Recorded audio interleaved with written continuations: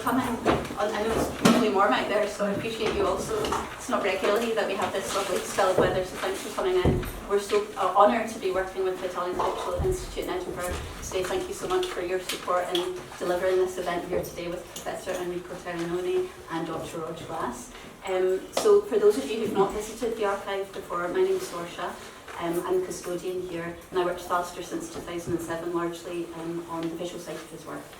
So I was tasked with thinking through kind of legacy planning when he passed away in 2019, and really the archive is very much an organisation that's trying to live up to the spirit and approach to how Alasdair made and worked, which was a very sort of socially focused activity. So for those of you who'd like to stay at the end, we're going to be doing a short tour next door. The core collection is in the room next door, and they're all items that came from Alasdair's home. But on top of that, we've been starting to grow our own collection too. So you might have seen in the corner here, it's not quite open yet, but we've been working with the family of Agnes Owens, who's also another Scottish writer who's been translated by Safara too. So we're starting to extend the collection to tell the story of the many other people who are connected to Alasdair's life.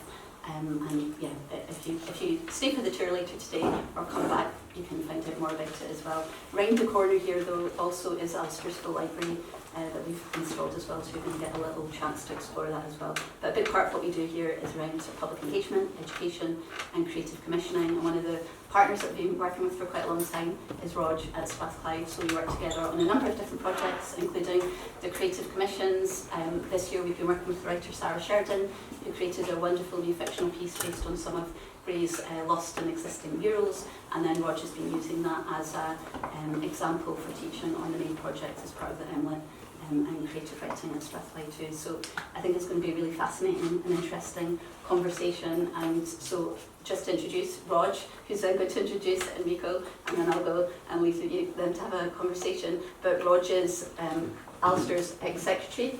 The only biography on Alasdair's work. He's obviously written biographies of other people's lives as well, including more recently Michelle Faber, and also a wonderful personal memoir about the life of his nephew Joshua in the Sky. Both those books are over in our bookshop and are available if you want to explore or purchase them afterwards. But as I said, he's a good friend of the archive, and we collaborate on many different projects. So really excited for where the conversation is going to go today. So thank you to Enrico.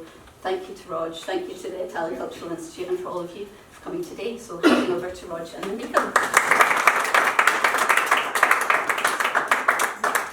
Thank you so much, Sorsha. Hi everybody, welcome to my favourite place on planet Earth. This is a lovely thing, I'm delighted we're here to do this today. I have 419 questions for Enrico, and we have a lot of knowledge in the room today as well, so I'm very conscious that this should be a conversation between all of us. I'm hoping that I don't get to ask most of my questions, and as we're in a nice intimate space, you shouldn't have to work too hard to get my attention. So if you want to join that conversation or speak up, please do at any time. I imagine that we will be moving seamlessly between Italian and English. When I do a short version of Enrico's biography in a moment, I will be murdering the Italian language in brief, and apologise to all of you for that. But this is really my idea of fun. This is going to be wonderful. As Sorsha said, I was Alasdair's secretary when I was a young man, with hair as glorious and as flowing as Enrico's. It was down to my shoulders, and I still miss it every day. In a way, my life has all been downhill since then. But that experience as a secretary taught me through Alasdair a kind of humility and a communitarian approach to reading and writing, and a way of treating human beings that Sorsha has created this entire place around that kind of thinking, which is rooted in the way that Alasdair went about his business in the world. He was not a saint, he was not a statue, but he did go about the world with a clear and coherent moral approach to treating other people and to making work across space and form as well. That's one of the things that makes this place so special, I think. For those of you that don't know me, I'm the author of 8 or 9 books. I started out mostly as a fiction writer, and I still write fiction, but I'm mostly known as a biographer, and a lot of my approaches to biography started in small ways when I was working with Alasdair as a young man. I specialise in kind of up-close, intimate portraiture of makers across literature, visual art, and now music as well. I am the world's biggest grey nerd, and I'm still to find the point where I'm not interested in something to do with Alasdair's work. So selfishly for me today, I'm just keen to learn something about the work that I don't currently know. It's incredibly rare for us to be able to get a meaningful look at how Gray is seen from outside of this country. And this is a great opportunity to be able to see Alasdair's work in new ways, to think about process, think about translation, what are the challenges of that into Italian, how is Gray's work seen in an Italian context, and how can we learn something from all of that.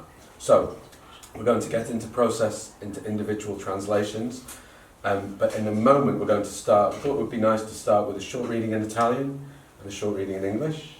So I'm going to give Enrico his proper introduction in a moment. I'm a great believer in a proper introduction. In brief, you're going to give him a nice warm round of applause, and then we're going to hear, is this your favourite part from Lanark in Italian? I understand it's been incredibly well translated. And then I'm going to read the same bit in English. Then I'll start with a couple of opening questions, but really, I am serious when I say, if you want to make this a conversation from early on, please do. And if you're shy, that's okay. I have plenty to ask. Does that sound okay? All right, it would be hard for you to say no in this situation. So, welcome Enrico. Professor Enrico Terrinoni is currently Professor in Residence at the Italian National Academy and Chair of English Literature at the Università per Stranieri di Perugia. He was visiting fellow at the University of Notre Dame, Mendel Fellow at the University of Indiana, visiting scholar at Marsh's Library, and visiting professor at the National Taiwan, did you say Normal University? Okay. I'm not going to go through all of his awards. There are many of them. But I do want to say that he's translated lots of authors such as Brendan Behan, James Stephens, Oscar Wilde, Michael D. Higgins, G.B. Shaw, and James Joyce as well. And we're going to talk about the specific works of Alasdair that he's translated to, because there are multiple, and the ways in which they're translated, so we'll come to that properly and give it good time. But I also wanted to mention that he's also a novelist, and his first novel, A Beautiful Nothing, what's that in Italian? A Beautiful Nothing? Yeah. Was published in 2024. Can I ask you to give Enrico a warm welcome?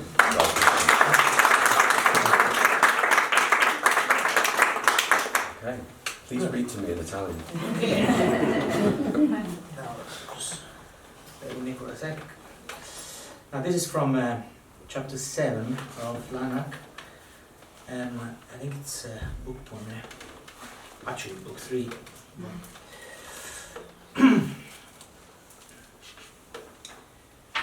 La vista mostrava distanze notevoli avvolte nella foschia e il sole che le attraversava. Schiere di nubi nevose dividevano schiere di montagne innevate e cieli argentei sfioravano oceani tanto scintillanti da non poter discernere alcun discrimine tra loro. L'istituto sembrava andare alla deriva verso il sole, in mezzo ai precipizi di un canyon. Lui scrutò avanti e poi in basso nel tentativo di coglierne il fondo, ma quando la bruma sotto la finestra si assottigliò per aprirsi in varchi, vide uno spazio oscuro, violaceo, con stelle e una falce di luna. In preda alle vertigini, tornò a guardare il sole per rassicurarsi. Nonostante lo velasse la nebbia, quello brillava sicuro al centro della scena e illuminandola vi infondeva un senso di unità. Ma ora Lanark si stava chiedendo se il sole non stesse magari lontano sopra di loro e se non fosse soltanto un riflesso nel mare, o magari se ne stava proprio lì, dietro di lui. Ecco perché lo vedeva rispecchiato in un ghiacciaio tra le montagne davanti. Nulla era adesso visibile al di là della luce del sole, di nubi color latte, di una sola vetta a penetrarle. Fiumi simili a fili d'argento scorrevano tra le valli, separando le alture più basse, mentre linee bianche di cascate ricadevano tra le nuvole a partire dalle vette di alcune scogliere. Vide una sommità. Non era un semplice cono, ma un gruppo di picchi con delle valli in mezzo. Una era piena di laghi e pascoli, un'altra irta di foreste, poi lungo una terza giaceva un oceano. Verde e oro con un sole che tramontava nei suoi recessi. L'atto della vista divenne un volo. Alzò gli occhi all'orizzonte, ma oltre le linee orizzontali di ogni mare e terra posavano isole, montagne, nubi tempestose, città e soli ascendenti e discendenti. Provò a sfuggire a questa mancanza di presa sul... sorry, it's over, I can go the picture I took. Okay. That's great. I'm reading from here, right? Yeah, yeah. I'm reading to here. Okay. It was a view of mistily moving distances, with the sun shining through them. Snowy ranges of cloud divided snowy ranges of mountain, and silvery skies lay so near to sparkling oceans that they were hard to tell apart. The Institute seemed drifting toward the sun between the precipices of a canyon, and he peered forward and down, trying to catch sight of the bottom. But when the mist below the window thinned and parted, he saw a dark, violet space containing stars and a sickle moon. Feeling dizzy, he looked back at the sun for reassurance, for though dimmed by haze, it shone solidly in the centre of the scene, illuminating and uniting it. But now he wondered if the sun was maybe far overhead, and this a reflection in the sea. Or perhaps it was behind him, and he was seeing it mirrored in a glacier among the mountains in front. Nothing was visible now but sunlight and milky cloud, with a single peak rising from it. Streams like silver threads poured through gullies in the lower slopes, and white lines of waterfalls fell from cliff tops into the clouds. He saw this peak was not a simple cone, but a cluster of summits with valleys between them. One valley was full of lakes and pasture, another was shaggy with forests. Though a third was shaggy with forests. Through a third lay a golden green ocean with the sun setting behind it. The act of seeing became an act of flight. He raised his eyes to the horizon, but above the level lines of every sea and plain lay islands, mountains, storm clouds, cities, and setting or ascending suns. He tried to escape this recession by staring at a village on a little hill in a shaft of morning light. A cloud passed overhead, and he only saw the village by the light sparkling on windows and roofs. Then the sparkles shifted and drifted sideways like snowflakes into silvery blueness, where they circled like gulls above a steamship, then changed colour and became black specks circling like aeroplanes, and a flashing red glow above a bombed city. So Lannet clapped a hand over his eyes, turned round, and returned soberly to the room. Okay, so my first question is, why do you like that section? I mean, it's gorgeous, but almost nobody ever chooses it. So why that section? Yeah, because I think it's the only way to describe that section is it's music. It's pure music, but it's kind of music that gives you very strange images. And the one thing that I found most difficult in translating Gray is that the fact that his imagination had no margins. You know, like his imagination was, as Joyce would say in Finnegan's Wake, immarginable. You know, an imagination without margins. Like it's like you never know what's going to happen next. You know, what images will replace the previous image. And that passage to me is like pure, as I said, poetry and music in poetry, if I can describe it. So that's. It was possibly the most difficult passage for me to translate. I think I did it like 300 or 400 times. Really? That's that's so interesting because, well, it's interesting for lots of reasons, but one is because the actual language, the words, are really quite simple. Very simple, yeah. And Alasdair was famous for obsessing over looking for the simplest, shortest words. Yeah. So it gives an illusion of a kind of clarity and simplicity to something that's really quite complex. Yeah. So in translating that into Italian, what's the challenge of that section, for example? Why is that so difficult? Because Italian, I mean, our words are longer than English in general. Like English is full of like words, one syllable word, I mean one accent word. Yeah. Whereas Italian, it would be very rare to have that. Yeah. So normally when you translate from English into Italian, you produce much more text, about 20 to 30%. But you cannot do that. I mean, I don't think you should do that. So we have to cut, you know, and put things in the right place. Because I do think that there is also a visual aspect to literature. I mean, literature is not just meaning or sound. Literature is a complex idea. So I try to treat prose, narrative, as if it was poetry, you know. So my translations are normally almost the same amount of text.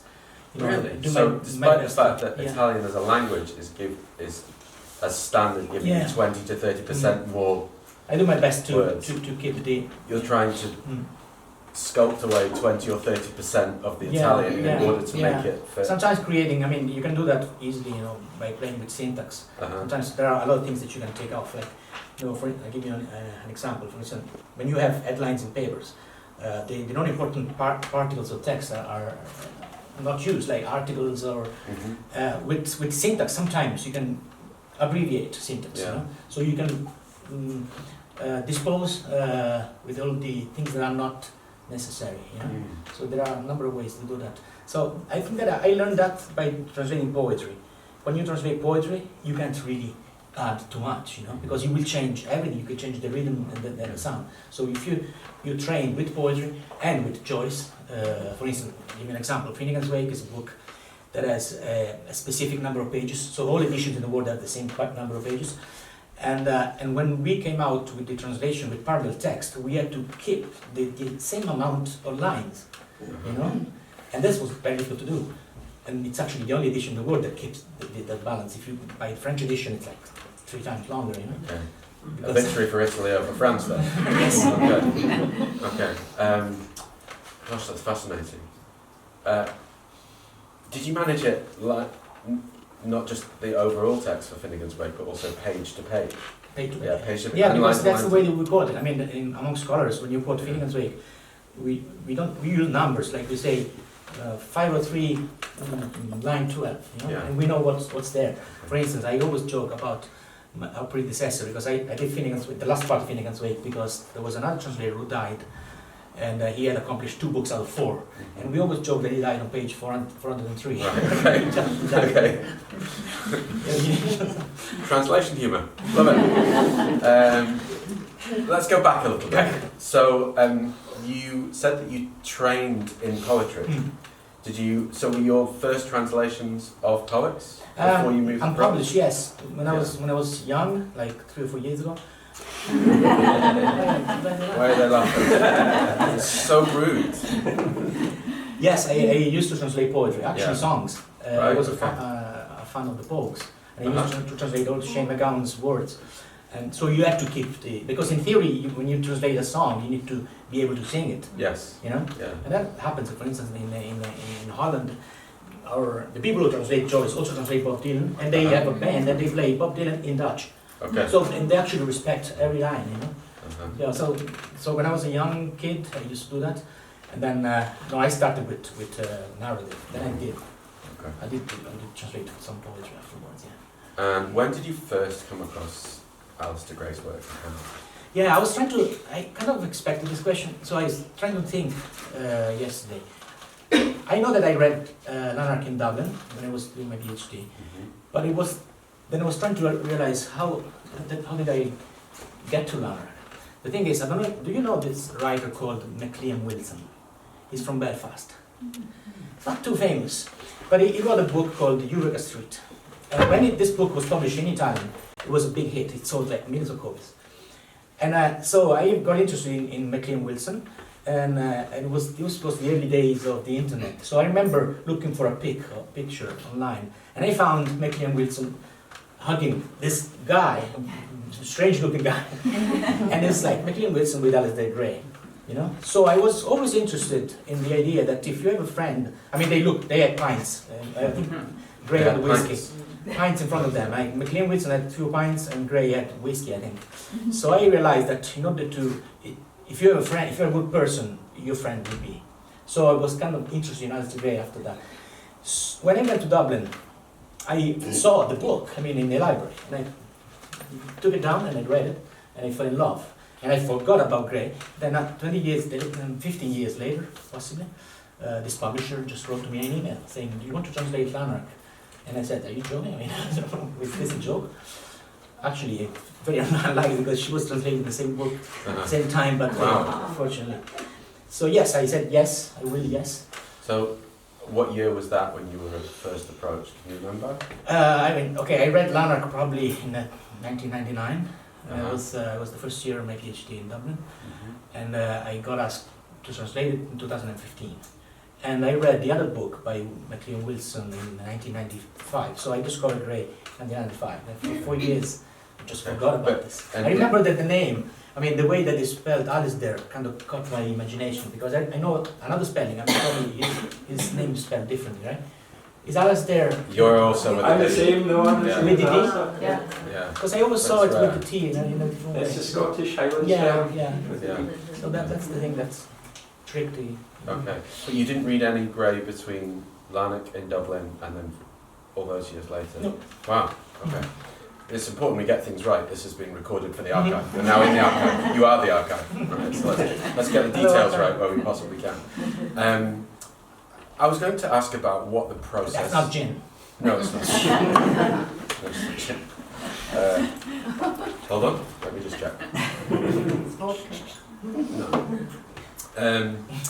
I'm keen to talk about what the translation process is and to get into the detail of how it works with the individual works. But first of all, for those that don't know, something general about how these things happen. So in that case, clearly a publisher has approached you and you already have a significant reputation as a translator. Largely, is that the way that things work in Italy, or is it often the case that translators will identify a work they would like to see translated into Italian and then pitch it to publishers and try and make it happen? Can you give us a sense of the Yeah. process usually? I mean, it depends on the publisher. The big publishers, you can send them whatever email, they never read or reply. They just like ask you. And then you have quality publishers like Safran, who were not big, but they're very big now. Who are after the great books, Yeah. the great authors, and sometimes established translators. So in that case, it worked. But for instance, the way it began, the first book that I translated was Brendan Behan, and I did it for a very small publisher who had published Flann O'Brien, and I knew that Flann O'Brien and Brendan were friends. So I wrote a letter saying, I can translate a book by a friend of Flann that you just translated, and they said yes. So it can happen in many ways. I would say that with small publishers, the best thing to do is to approach them with a solid project. Like you don't have to say to them, okay, I'm a translator.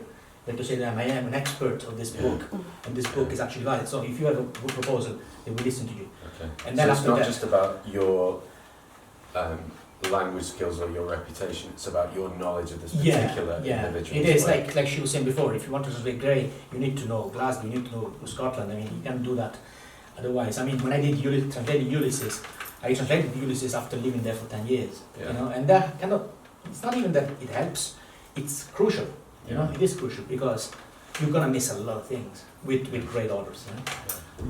So let's talk about your first experience of translating Gray then, because that was obviously Lanark. Was there any history of Lanark in Italian before that? No. Apart from her doing it in Glasgow. Yeah, so you did it in Glasgow? No, I did that at Glasgow University for my master's. I did a few, except I still have to give a copy to Sorsha for the archive. So my professor told me, I think your translations, your accepts are really good. Get in touch with the publisher. So I got in touch with the publisher and they told me, we just bought the rights and gave the translation to Terrinoni. And I couldn't say, oh no, don't give it to me. Okay, all right. It is a great name of translation in Italy. So. Okay, so you were doing it independently here in Glasgow? Mm-hmm, Wow. yeah. Which section did you do? I did the very first page because I just think it really takes into the book. Like you read that page and you just, yes, exactly, you read Cafe. And then I did different pieces. I did the one where he, I compared obviously Anthang and Glasgow and other places. So I tried to compare because I had to show how the different books had different parts. So, and obviously putting into the visual art of Alasdair, because I think you said poetry and music were important, and I think also there's a lot of visuals in this book. Like if you know his art, you can see through his eyes what he's describing. I remember one of the passages was about pipes in a wall, and he said they were stapled, but the way it was written, you didn't know if were with pipes they were stapled, if there was something that looked like staples on the walls. So, as you said, it's just every single word and knowing the street that he was describing, because if you know what Deli Cafe is, where it's in Glasgow, you've got probably a closer, you can get a better, if you can call it a better translation, but you really know what he wanted to say there. That's wonderful, thank you for sharing that. Okay, so So prior to this book, then there's no sort of full translation of Lanark in Italy. No. Is there any awareness, would you say, of Alasdair's work at all No. in Italy? Yes, and there are a couple of scholars in Italy that wrote about Gray. One is based in Udine, I think, and the other one is close to Rome.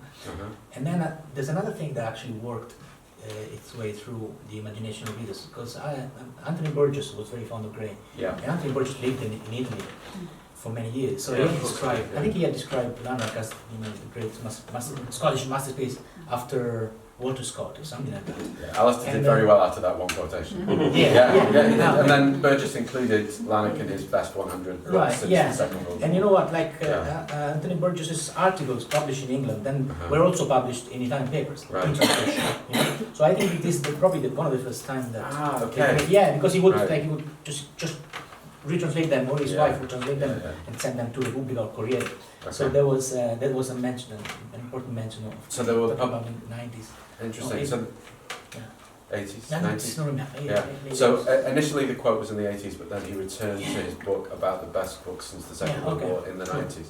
That's interesting that it then sounds like it's likely that Burgess's support, not only was that helping Alasdair within the UK, but internationally as well. Yeah. I mean, I'm joking about it because the Burgess quote is used everywhere, but the reason why it mattered so much was because the perception here, wrongly, and it still persists in some places, is that Alasdair is far too Scottish for the English and couldn't possibly be understood elsewhere, right? Which is just nonsense. No. But the power of the Burgess quote was to be able to give a kind of authority to Gray's work and to have, a major English critic and writer says that Alasdair's work is important and so therefore it is. But that's fascinating. I didn't know that those articles were then translated. And Yeah, I think you did it as well. for money. I mean, He did everything for money. Yeah. And there's nothing wrong with that. We should all be paid. Okay. So, right, yeah. Pardon? I just said school of. Yeah. Okay, so that gives us a sense of what. That's my impression. I mean, I'm awareness not was. too sure that. I mean, that's my impression. That Further research back, required. Going back, Yeah. looking back, Okay. what happened Right. before. So take us through the publication of that Lanark then, because it was done in an unusual way, wasn't it? Yeah, And Yeah. give us a sense of how it landed with the Italian public as well. It landed very well because some established critics knew Gray, having read Gray in English, so they started reviewing the book. I mean, and not talking about the strangeness of the book, but the greatness of it. You know? One of them would be Vanni Santoni, who wrote great reviews, and many others. So it was very well received. I didn't agree with the division for books. Let's pause there just for a second, because I think that is important. So the first edition was published in 4 separate books, which for those that don't know is curious because Lanark starts with book 3, isn't it? And then goes back to book 1, and also has stuff that isn't really in any of the 4 books. So you were saying you didn't agree with that. Can you tell us why that happened and how it was delivered? I don't know. You don't know?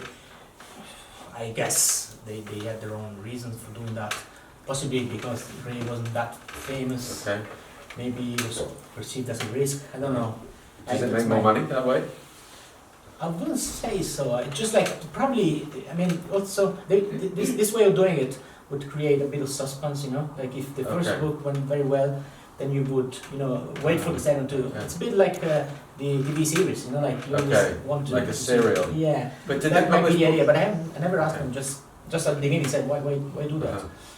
But they published book 3 first, right?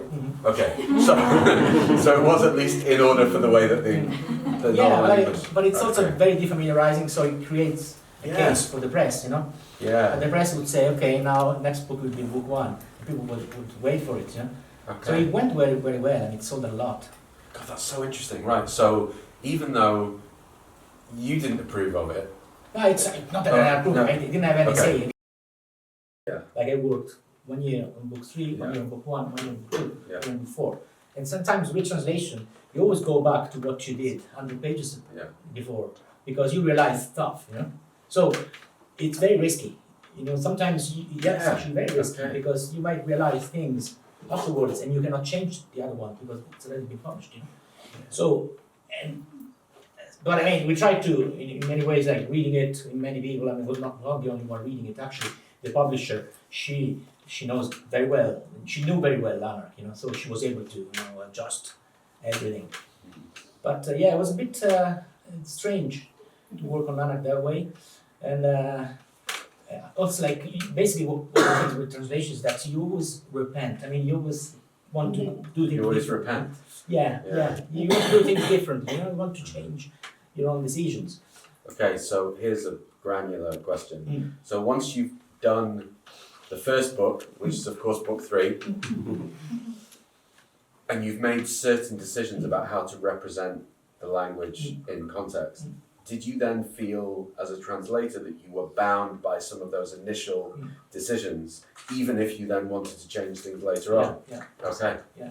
I mean, the good thing about translations is also that they get republished and you can change it in the new editions. And for instance, now we have a whole volume edition and it has been revised Okay. according to a number of questions, right? There were people working on it. Yeah. So now the new edition is very different from the full volume edition. You know? Okay. How so? Yeah, because I mean it was revised and many other people looked at it. You know, when you translate a book for a good publisher, although your name is on the cover or anywhere, you're not the only one Yeah. working. It's like it's a teamwork, you know. Yeah. So there are when you're lucky, like in this case, the revisers are very good. So they change the work, your text for the better. Right? Yeah. Sometimes things are not that kind. It could happen that the revisor is somebody who doesn't know much and then gets paid by the amount of time he spends working on the book. You know, it might change a lot to your work, and it's up to you to change things back. And then if you're lazy like me, you're like, okay, no, I'm not done. Believe for a second that you're lazy. If you were lazy, you wouldn't choose to translate Finnegan's Wake. With Joyce, different. With Joyce, there's very few people who can actually navigate Finnegan's Wake in Italy. Probably 3 or 4. Right. So when I did Finnegan's Wake with a friend, and I mean the publisher didn't change a comma. Right. They knew that every single proposal change had to go through us. You know, because I mean there are no other experts. Really, you know. There are a few, but. Okay. So let's move on from those initial publications of the individual Lanark books. After that, did you feel like you had the freedom to be able to suggest other Gray books based on your own taste? Did they come to you? What happened? I'm not sure. I think that they had an agreement with either Canongate or with the Gray Estate, whatever. So they didn't buy Lanark. They bought everything. Right. So like now I'm working now on a new book. So ideally, all of Gray's works will be published by them. So basically, after that, they offered me at the end of our feathers, and I did that. It was quite easy. Which in Italian is different, right? Yeah. It's different. The title is? I don't even remember. Un piede nella fossa. Yeah. Un piede nella fossa. It's a very different title. You know? Yeah. Un piede nella fossa, which means something very different. It means you're I'm nearly dead. Half dead. Yeah. One foot Or one foot in the grave. Yeah. One foot in the One foot in the grave. Yeah. Yeah. I typed the ends of our tethers Yeah. and changed the title about 400 times. One foot in the grave was one of the alternative titles initially. Yeah. Okay, so. So yes, they asked me to do that, All right. but that was easily done compared to the other book. It's much easier. Then after that, I think we went on with 1982 January. Okay, so it's not like you were doing the obvious, more commercial works or better known works. I mean, it seems very curious to me. You do Lanark and then do an obscure late collection of short stories, which has got lots of good stuff in it, I think, but it's not the obvious move. It would have taken longer to come out with the second book, like if we had done so with Johnny, after, it would have taken like 2 or 3 years. So they need to fill, the time, which is something easier, I guess. I mean, these are all commercial decisions. I'm not too sure, but I think that they want to be out with a great book every 1 year or 2. Okay. So that was a good way to do it, I think. Okay, let's talk about. I'd like to bring others in for questions soon, so please get thinking. But I want to talk about Janine in particular, because Alasdair famously many times said that he thought it was his best novel. I believe that he was at it, and that he was basically trying to distract people from Lanark and Poor Things, which were the obvious best ones. That people always talk about Lanark as his great work, and he would go, "What about this dirty one over there?" I mean, as it happens, I think Janine is arguably his greatest novel, but I don't think that he thought it was, and I think that he was really just trying to be devious. So I'm interested in what your take is on the novel, and let's talk about process there as well, because the way that the book looks is kind of extraordinary in English, and we cannot assume that things would look the same in other languages. So, what is it that appeals to you about 1982, Janine, for starters? Okay. Just add a footnote to what you were saying before, because I mean the last email that I got from Gray was read.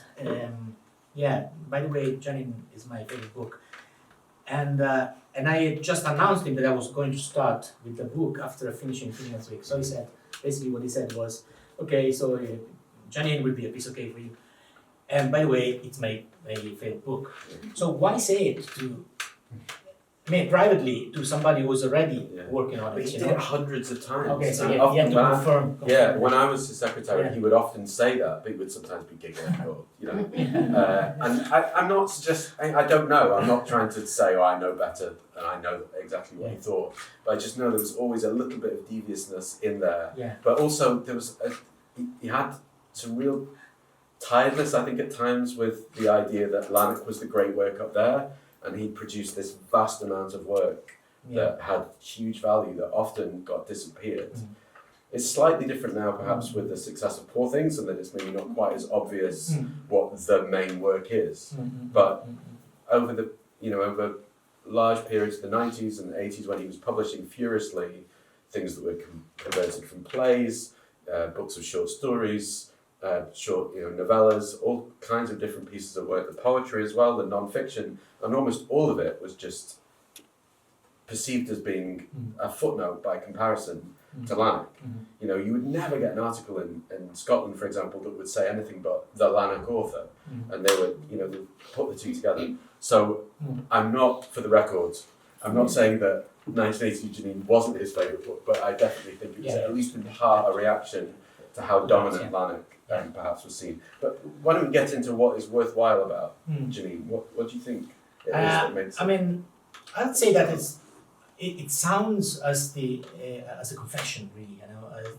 Everything by Gray is probably partly autobiographical, but with Janine, you do perceive that he's got something to say that coming from his depths, So his conversation with God and with all this, the Pugin thing, it seems really felt. It's an experience that you, as a reader, will feel. So I think I'm not talking about honesty because I was always honest, but the imaginary parts are confined to specific puppets like Big Mama, or those characters there who are good characters, but they're also marionettes in a way.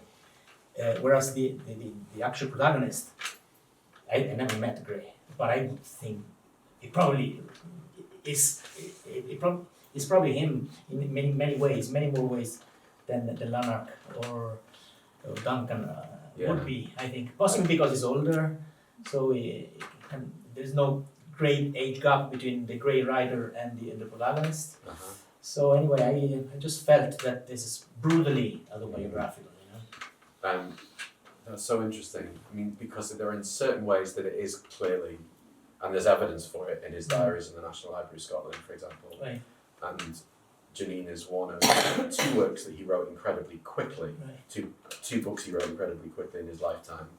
One was Poor Things, and one was 1982 Janine, and there were good autobiographical but literary reasons why both of them could pour out quickly. With Poor Things, it was because he was steeped in Victorian literature and knew that world inside out and knew the voices before creating it, and so shoof, out it came, and it was a response not just to Frankenstein but to multiple Victorian works. So it was kind of play, and it happened very, very fast. With Janine, it was because it was based in his diaries from the 1960s. Right. But people often don't notice with Janine because the character is a Tory. And has, on the surface level, has so many political differences, but the way that those politics are delivered you can sense the autobiography.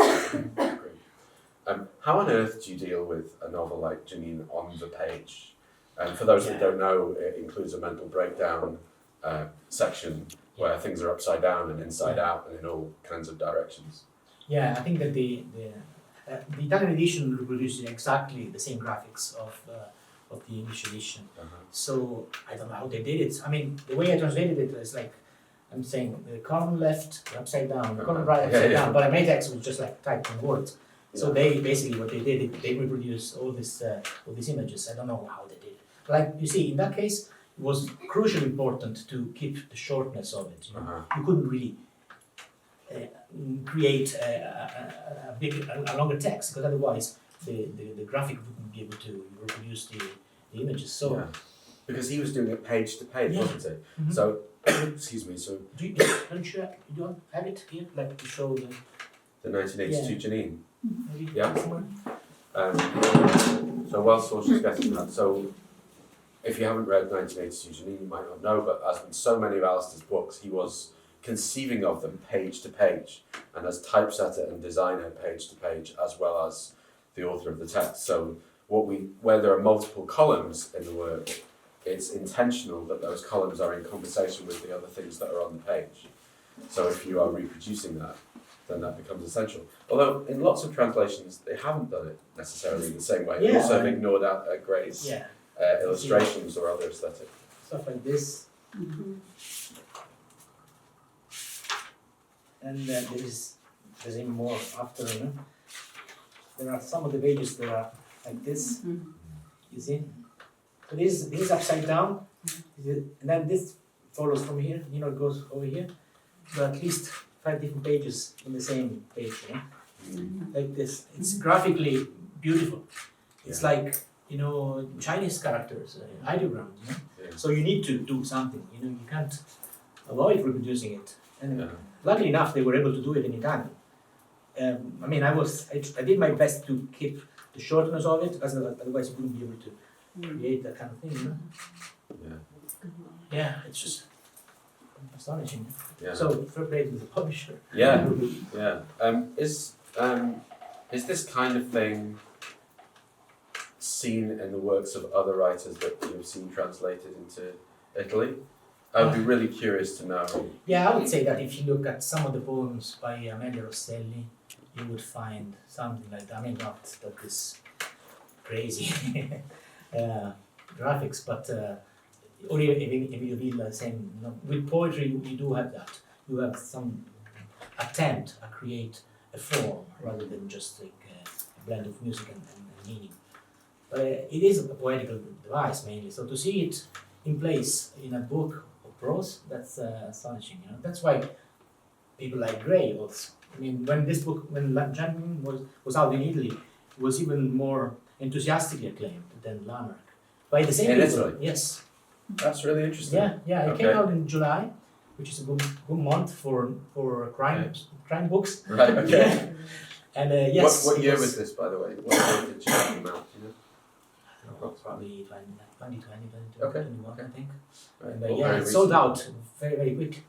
And it got a lot of book reviews, very many. Wow. Okay. You know? I mean, that context is fascinating because in the UK context, as is often the case, 2 or 3 reviews can somehow seem to crystallise an impression of how a book does or how it doesn't do. And then in Alasdair's case, it's further complicated by the fact that he's always misleading you. And so from the beginning, even before there was any negative response to Janine, Alasdair was already making up quotes for the back of the book and the inside of the book, saying that, you know, this is, you know, everything that was done badly in Lanark is done 10 times worse in this. It's an absolute disgrace. It's a book that's out of date already because it's got 1982 in the title. It's already 1984. I mean, the fact that people are laughing goes to show that there's clearly that sort of devious playfulness in it. But also, Alasdair was deadly serious about presenting this as a book that had somehow been rejected before it had even been published. And because he'd people have been waiting for Lanark for decades, and it was so instantly recognised in his home country and then there was a rash of publications that came afterwards, and this was just one of them, none of which were really received in the same rapturous way that Lanark was. I think that these things contribute in a meaningful way to how perception of a writer can kind of crystallise, and it's really hard to work against. Even many years afterwards, once you've seen that, in fact, when the work is published in its own context in a different country, without any of that time warp baggage, that it can be received in a completely different way. Yeah, but don't you think that the pornographic bits might have destroyed the reputation of the book? I mean, the idea that some people might help destroy the reputation of the book. To those British critics. To a handful of them, yes, but actually, okay, I'm trying not to climb on my soapbox for too long, but actually, there were like 1 or 2 critical reviews that were genuine of 1982 Janine, and one of them was on TV, a very, very posh English critic. He was appalled, but actually, that wasn't representative of the reception to 1982 Janine at all, and in fact, most of them were really fine with it, and in fact, lots of the leading Scottish female writers of the time spoke out about it as a great feminist work as well, and and the picture was just a lot more complex. But it suited Alasdair to be able to say, everybody loves that book, everyone hates this one, you know, and it invites you to look closely and to see that many of the quotations on the back that say that it's awful are actually by invented critics in invented publications, and he's just entertaining himself in the way that he did in the book of prefaces. But it's great to be able to see that when all of that is left behind, that when Janine was published in Italian context many years later, when Thatcherism, for example, is decades in the past, that it can stand on its own and be more of a success than Lanark in an Italian context. Yeah, I don't have the numbers, but it was a big success, yeah. Amazing. Yeah. Okay. So, the story of 1982 Janine goes on and gets more complex. Does anybody have any questions? I would love to be able to bring somebody else in. I've got a little question. Of course, Alasdair. Or we can ask them. Yeah. When Alasdair is writing, he'll sometimes turn to the Scots language and pick some Scots words, normally communicating age, geography, social class. Where do you go in the Italian language to find a sort of equivalent to transpose that message over? Yeah, it's the most difficult thing to do, especially. I mean, okay, I had a lot of people that I would consult, like those things. So a lot of friends mainly from Edinburgh, but even one from Glasgow. So who explained to me, the different importance of certain words. But when you translate, there are people that mimic those things, and they sort of reinvent the language or use a dialect or whatever. And I am not one of them. I don't do that, because I think that it would displace the work. It would be like a book set in Glasgow, bought by Disney and set in London. Who would ever do that? So basically, what I do, I play with registers. Which means kind of, it's not word to word, but it's a more general aura, atmosphere.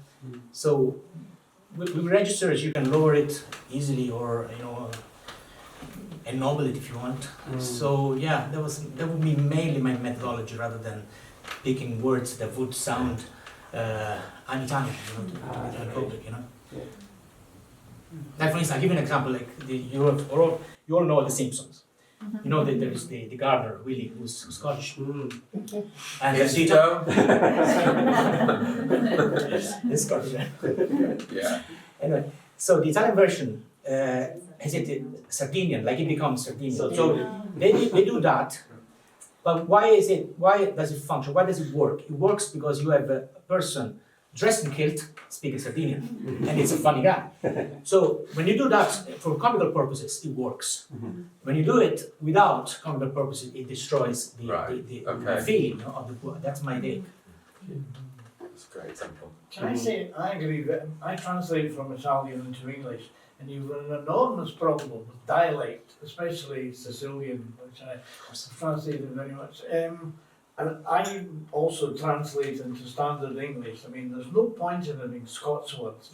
The person who translated Camilleri, the Montalbano books, when there were Sicilian bits, he used American Bronx of New York, and it was grotesque because the book is still set in Sicily. Then suddenly you have these passages in American dialect or New York dialect, and completely is ludicrous. But it means you lose something, but then sometimes there is a necessary loss in translation. Yeah, I mean, translation is different.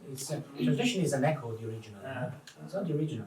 So it's actually, Benjamin would say that translation proceeds from the original. It's like the son that proceeds from the father, you know. So it's almost the same thing. It's not the same thing. It's an emanation of it. So I don't even think that concepts like equivalence are worth using anymore, because, you know, sometimes they say, okay, how do you find an equivalent translation for that? But who measures equivalent? I mean, do we have a scale for equivalence? You know, so sometimes translation is very idiosyncratic. And I think that translation, rather than faithful, it has to be loyal, solid. It means like you need to be faithful to yourself, to what you are reading, you know. And I would never like a book that puts Bronx into a Sicilian guy. Whereas I like Willie the Gardener because it makes me laugh. Could I ask a question then about class rather than geographical location? You know, there's so much literature in English. The class background of the speaker is massively portrayed by the language that they use. Yeah. So would you just, when you translate into Italian, would you just put, for example, their level of education, or how they sort of... Yeah, that's easily done, because you can play with syntax, of course. Sometimes higher class, it doesn't work anymore now, but up till a few decades ago, higher classes would use a more, let's say, perfect syntax, you know, or a certain type of lexicon. So you can do that easily, you know, by replacing structures with other structures. Whereas the problem with actually regional language is different, because regional language cannot be reproduced, and there's no way to do it. But for instance, when I have to do that with authors, like for instance, at the moment I'm translating a book written by Conan Doyle, but set in the 17th century. So they speak the language of the 17th century. But of course, that works in English very well.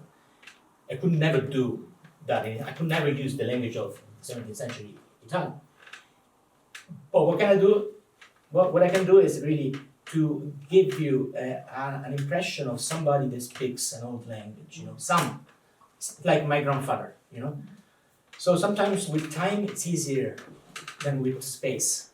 Time can be translated, you know, different in time or different in class, because you can play with registers, you can play with syntax, and you can play with lexicon. With space, yeah, it's a problem. You said translation is like an echo, and seem to agree that something is lost and that sometimes it's best to accept that loss. Are there also opportunities for gain? Like, do you think that there are roots in the work that can be heightened, explored, given more attention to, made into something new that is creative? Can you give us a sense of some of that? Yeah, perhaps? I think so. I mean, sometimes it happens by chance that some turn of phrase or some words are more musical in a language than in another, or the more actually sometimes are richer in a language than in the original. And of course, Borges used to say that he loved to read his own books in translation because he would learn a lot about what he had written. Right. Because translation, in a way, adds things. I mean, it's impossible not to.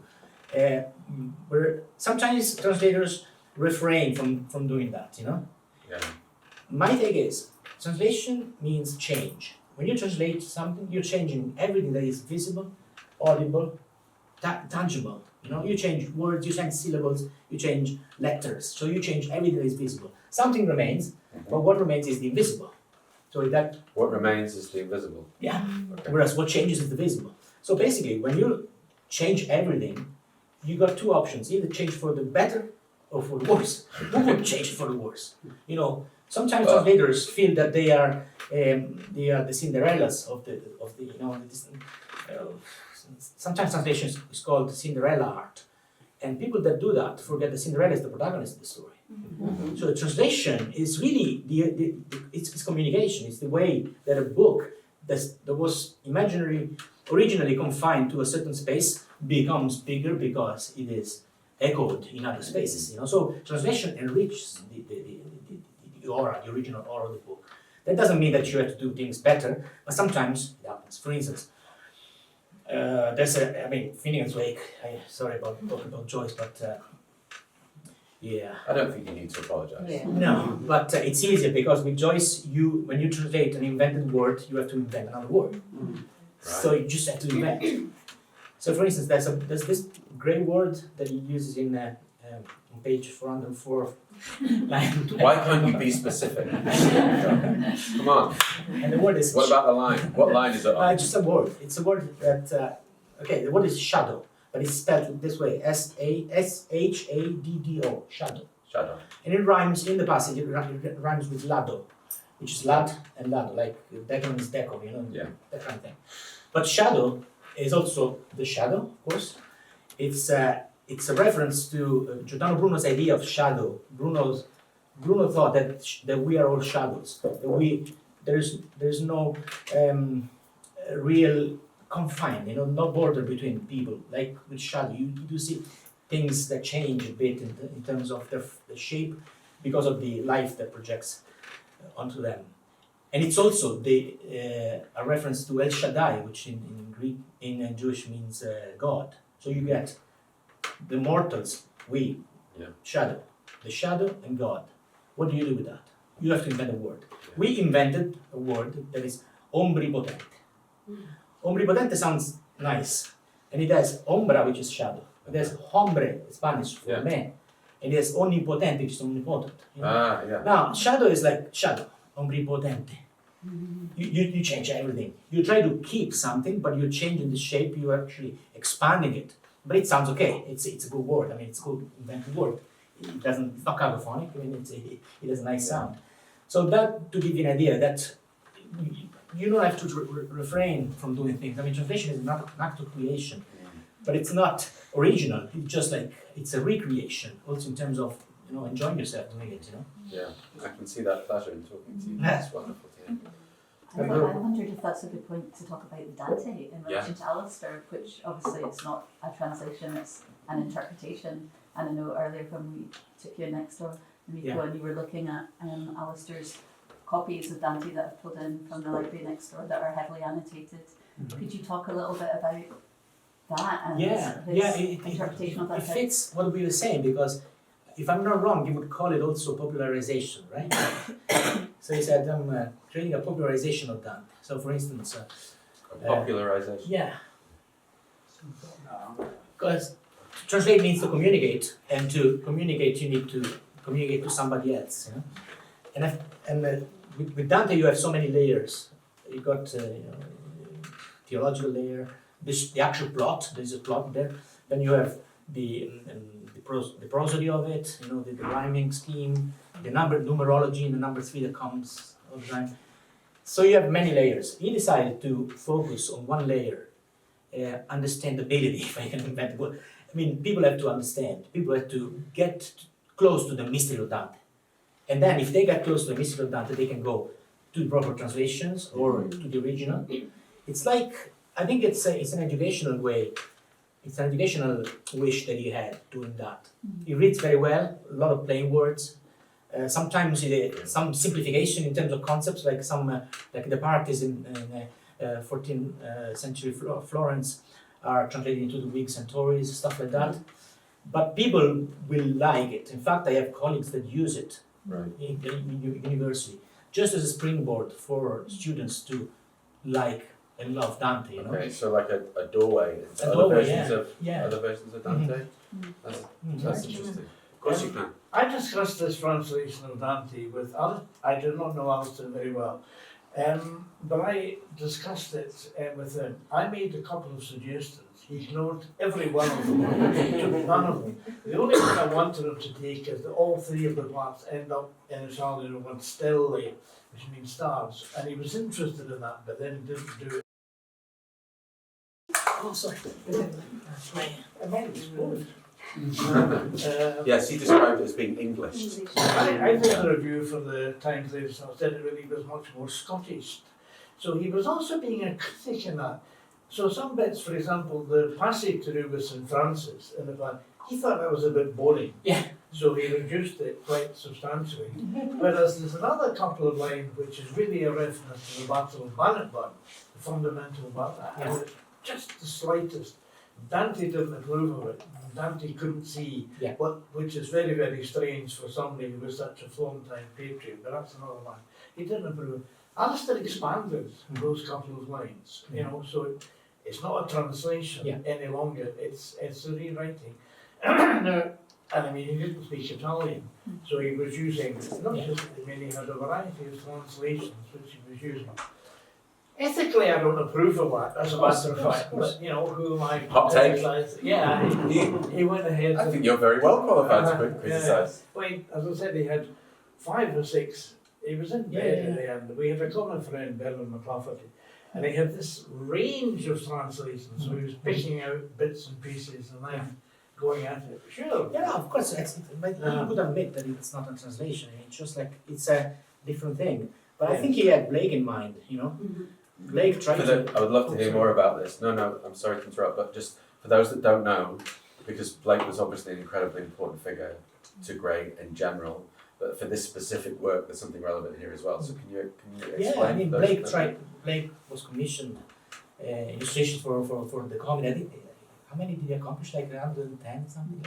Then he died, and possibly, I mean, I think I didn't know Gray, but I see Blake everywhere in his work, not just in the illustrations, but also in this idea of imagination. For Blake, imagination was the truth, was the divine space. As I said, imagination without margins, you know, the very idea that nothing that exists has not been imagined before, you know. So it's imagination that creates reality. It's not imagination is not something that is attached to reality. It creates reality. I mean, Oscar Wilde would say something very similar. And it's also a Blake in my view. So I do think that Alasdair Gray wanted to outplay Blake, you know, wanted to finish something that Blake couldn't finish, you know. And I'm not too sure about the Paradise. Was the Paradise finished? I mean, was it re-edited by somebody? No, it was published later. Yeah, no, it wasn't completed. Yeah, it's just the illustration on the cover. Yeah. It wasn't. So. Yeah. Mm-hmm. So I think he did his best to, you know, accomplish this. It's his doorway to heaven. Mm-hmm. Yeah. For somebody that knows those texts well, can you see Alasdair's prejudices and biases and interests, you know, his political interests as a critic? Can you see those hiding in the decisions that he's made with the text in Dante? I don't know. Honestly, I don't know. Yeah. I think that, I mean, I wrote a piece about it, not about this aspect, but about the popular value of this attempt to bring Dante outside of the circle of those who know Dante. But I think that this is a political act. I mean, I think that this is what you want to do, you know? Yeah, everything's a political act. Yeah. I wonder if we might live in a world where Alasdair's translation of Dante into English might then go back into Italian. But that'd be interesting. Why not? I mean, something similar has been done with Seamus Heaney, because Seamus Heaney translated some bits and pieces. And this friend of mine who teaches to his pupils, to his students, Dante with the help of Gray, he translated back into Italian Heaney's translations. And it's an incredibly interesting experiment that he did. Yeah, I think so. And I think you can consider it as a translation of a complete new work, because I remember Alasdair coming for a masterclass at university, and it was going to publish here like a few weeks after, and he just said he came for a masterclass.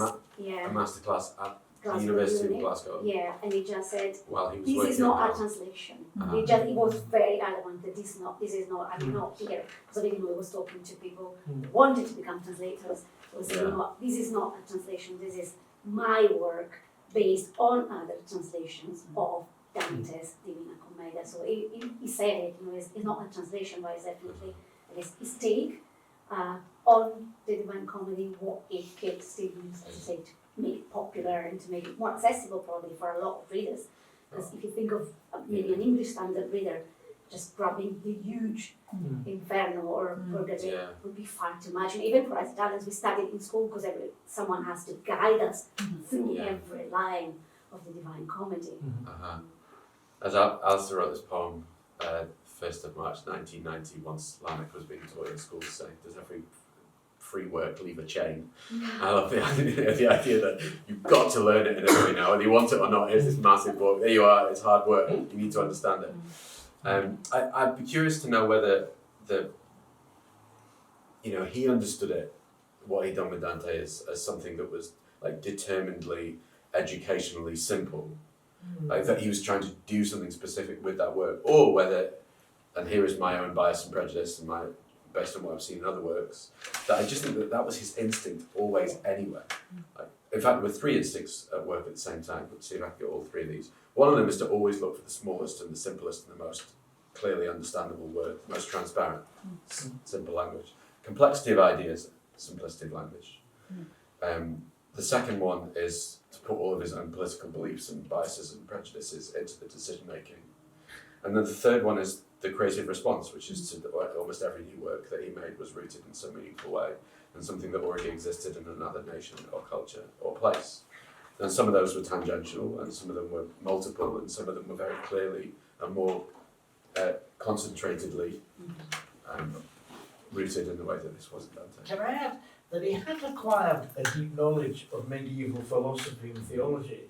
I mean, I remember once in the Oran Moor in the bar, if you can believe, Alasdair was in such a place. Whoa, hold on, hold everything. Cite your sources. Yeah, well, yes, I wish not to denigrate the man. Anyway, we're talking about this, and he then gave me a lecture about St. Thomas Aquinas, about the nature of avarice in particular, about the philosophy of interest. So he had, And you were there to just have a peaceful drink. I'm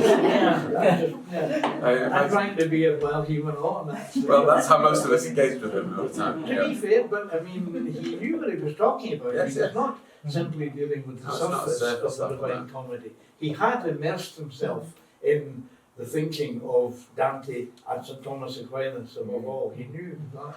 Yeah, it wasn't a surface level knowledge. It was not, no. It's in a similar way to his engagement with Faust, for example, over 6 decades and more, and familiarity with multiple versions, and then that being rooted in his own teenage learning. So yeah, it was deeply rooted, but he had very firm views on it, Yes. and he was not clearly for the changing.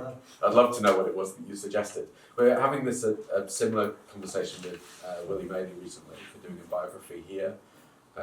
Sausha's working on this wonderful project, Alasdair and others, about the stories of people in and around Alasdair's life, but who collaborated with him and the people in his community. And Gray had asked Willie to do a couple of glosses for the book of prefaces in order to save time, and then he completely ignored them and rewrote them. It didn't save time, and he wasn't listening, but it was also a huge privilege for Willie to do it. It's interesting to be able to unpack that process and to see how that worked. Well, he even gave me a pencil and paper. I mean, so I'm right about here. I took it away. So I think I've still got the pencil looking on the paper. Oh, really? Yeah, okay, I need that. Okay. Can I just check how? Maybe a few more minutes Do here. you If want it to will be just time another for few another 5 minutes? 5 Okay. Yeah. Is there any final question then? Any last question? Nicole? Sorry. You said that it was a slightly easier task to translate age or time through language, but not always space. And with a text like Lanark, sorry to go back, or any of his works that are so rooted in Glasgow, a city that doesn't have the same imagination internationally as, say, London or Paris or Rome, how was that act of translation, how did you keep Glasgow alive in its time? Yeah. Great question. Yeah, that's a great question. I was sort of lucky because for many years I worked on a similar book by this guy that I never mentioned today, James Joyce. It's called Dubliners. And Take that name down. He's from the other side of the ocean. And Dubliners had the same, was written with the same idea in mind, that Dublin had to become the center of the world. In fact, if you come to Rome, Joyce lived in Rome for 7 days and 7 months, and one of his flats, you have this inscription, here lived James Joyce, who turned his Dublin into our universe.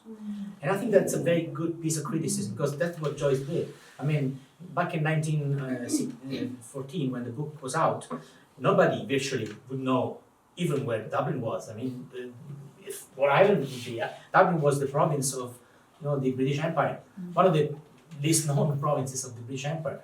Now Dublin is like, not just because of Ryanair or Google, because of Joyce.